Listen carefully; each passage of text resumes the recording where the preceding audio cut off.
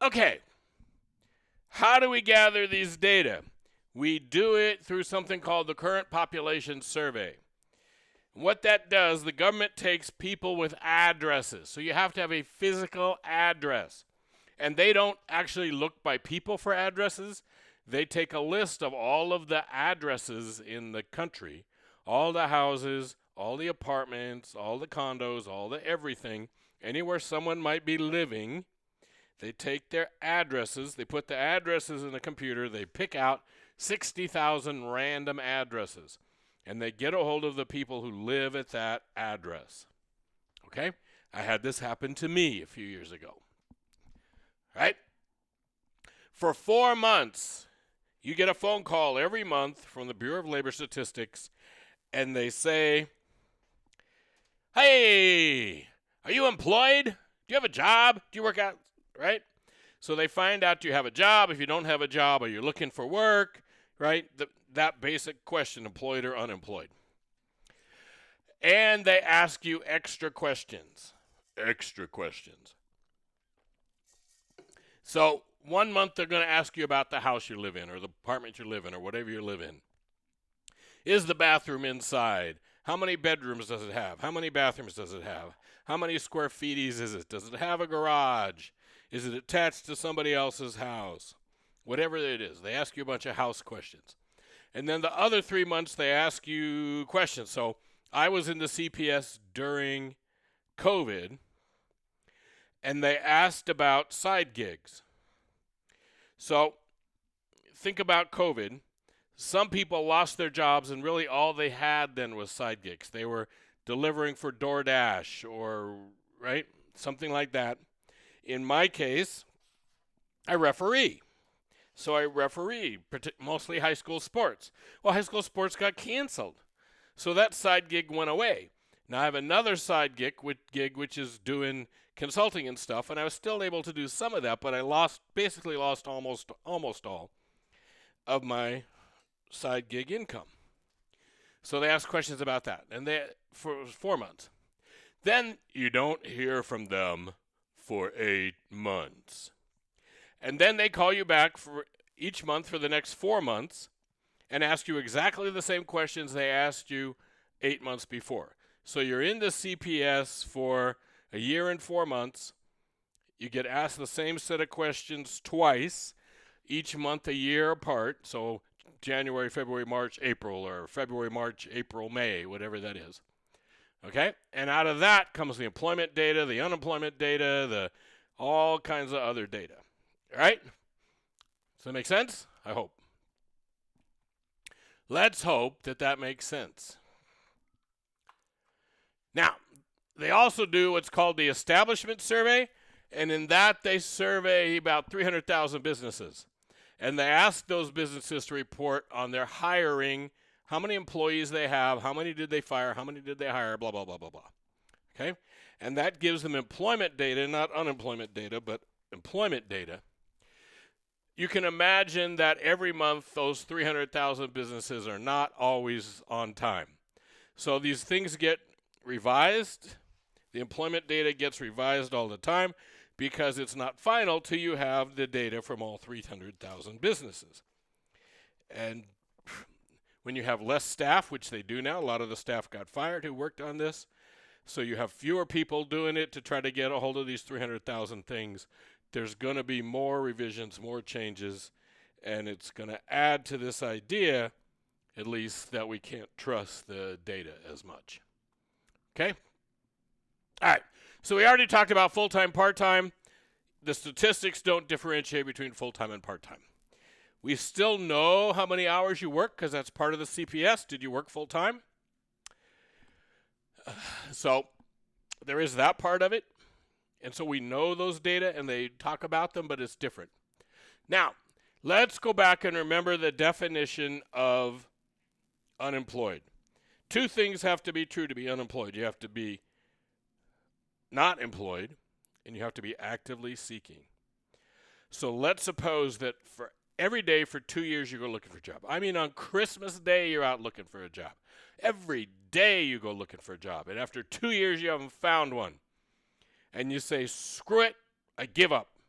You'd take a job in a second if you could find one, but you're giving up looking. Well, guess what? Pat you on the back. You're not unemployed anymore. Yay! Because to be unemployed, you have to be looking for work. Okay? So we have a word for that, a phrase for that. We call those people discouraged workers, which is kind of a stupid phrase, right? Because they're not where they're discouraged. Not disgruntled. I work at UNLV. That makes me a disgruntled worker. They are discouraged workers, okay? And the government actually tries to count them and says, maybe there's a couple million of them. Other people have tried to estimate that and say, maybe there's 7 or 8 million of them. And it's a big discussion about how many of those people there really are. We're about to talk about the unemployment rate. Understand that there are actually 6 unemployment rates that the government calculates, which they cleverly call U1, U2, U3, U4, U5, and U6. The one you hear about in the press all the time is U3. And U3 is simply the percentage of the labor force that's unemployed. Okay? So it's kind of in the middle of the unemployment rates. There's some that are lower. For example, half of all the people who are unemployed right now have been unemployed for more than 6 months. Okay, so there are people who argue if you're really long-term unemployed, we shouldn't really count you in the statistics because you're probably not going to get a job anytime soon. And there's all kinds of other arguments on the other side, like we should just include the discouraged workers. And so, again, there's 6 different versions of unemployment. But U3 is the one we're going to talk about. So here's some data. The U.S. population right now is about 342 million people. We are the 3rd most populous country in the world after India and China. Our civilian non-institutionalized population is 274 million. That means what? There's not quite 80 million people who live in the United States who are either under the age of 16 or institutionalized. Okay? The labor force is 170,778,000. So that means there's over 100 million people who are out of the labor force. People who stay at home and take care of the kids or whatever and they don't work. Retired folks. 100 million people who could be working but aren't. It's one of the things about World War II, of course, is that we sent all these people off to fight the war, but we had millions and millions and millions of people who were sitting at home and we could put into the job. So we brought in women, for example, that went into the labor force and they did a good job welding and stuff all during World War II. Okay?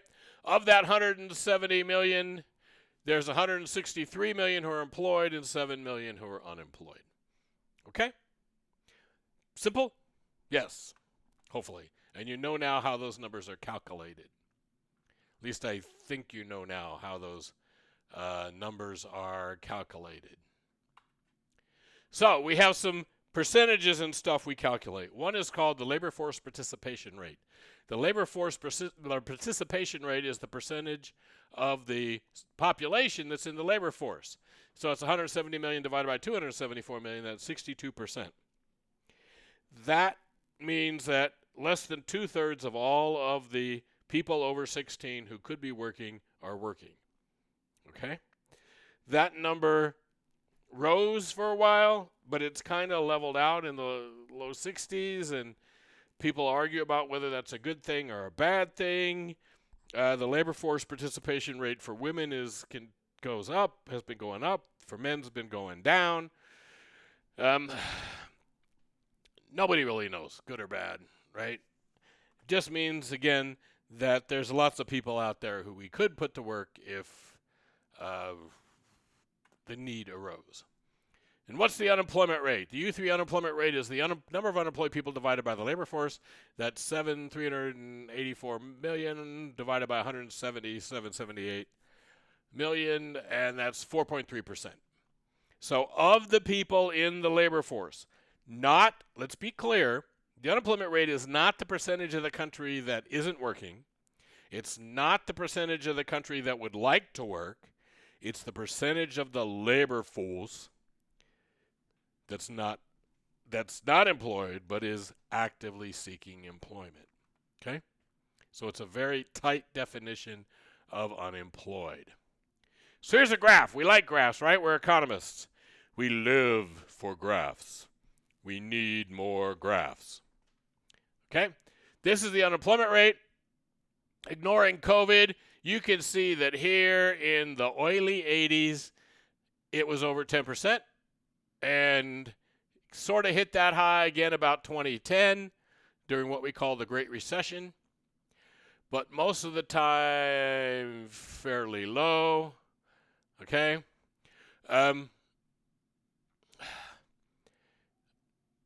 People all through here were saying this is the greatest economy in history. Well, we can go back into the 50s and see that the unemployment rate was better, equally as good in the 60s and better in the 50s. So people need to define what they mean by that. We had this huge spike during COVID, kind of flat there. This whole downward skid, all right? So Obama's president here, goes on and on and on, and then Trump becomes president, and the unemployment was going down for 10 years straight, and it went down about the same every year, no matter who was in charge, right? It's a point I've sort of tried to make for y'all a couple times, and will continue to again, that maybe we ascribe to the president too much control over what happens in our world, at least economically. Okay? So we're going to talk about these. This is a huge recession. What caused that? Here's another huge recession. How did we cause that? Remember, there's a whole bunch of recessions, and then the number of recessions goes away. Look at this between 2010 and now. Without COVID, we probably would have had a recession in here anyway. The economy was headed that direction. The last, there's, again, signs. We talked about this. There are signs that when this happens, when this happens, there's a recession within a year and a half. The signs were there. We should have had a recession in 2020 anyhow, but we had COVID, and so you can't really we can't really tell what's going on there, right? But you can see the unemployment rate goes up and down, goes up during recessions, down during boom times after, and so on. Okay, here's weekly earnings. This is adjusted for inflation. If you work by the hour, if you're an hourly worker, how much do you make? And the answer is, you look at through this from Reagan time on, we're pretty, there's a boom sort of during Bill Clinton, and then it flats out again, and then there's a boom at the end of Obama into Trump, and then there's a little nonsense thing here, and then it goes back to going up under Biden. Some of this is because, although it changes in the labor force, again, the president takes credit for things. But, right, so Biden always said, my economy. Trump says, look at my economy. Obama says, look at my economy.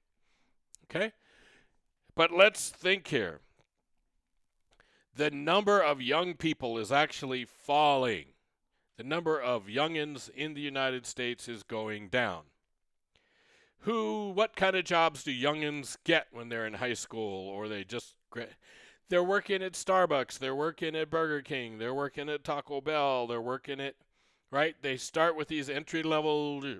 If there's fewer workers for the entry-level jobs, what's going to happen to the pay in the entry-level jobs? Yeah, it's going to go up. So in a lot of states, Nevada being one of them, have also raised their minimum wage. So the federal government hasn't raised the minimum wage, but California has, Nevada has, New York has, Colorado has, right? You go all over the country and states have raised their minimum wage.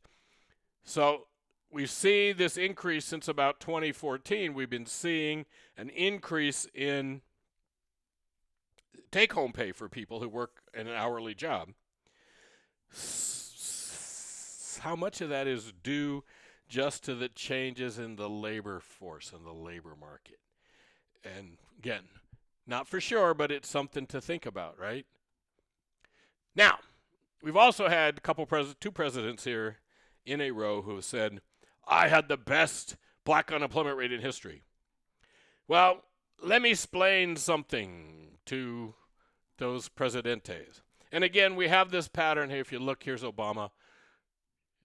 Black unemployment starts going down after the Great Recession's over and just keeps going down.